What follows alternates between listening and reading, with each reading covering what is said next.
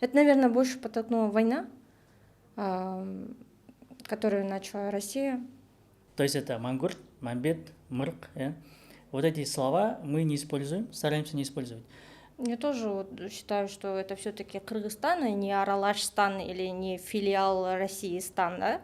Это все-таки Кыргызстан. Давайте рекомендую ребята учить кыргызский, говорить на кыргызском, чтобы все-таки кыргызский был основной язык. В таком случае должен быть третий язык, шала казахский там, например. Его нужно как-то стандартизировать, получается. И акцентировать на молодежи, потому что людей 30+ уже не поменяешь.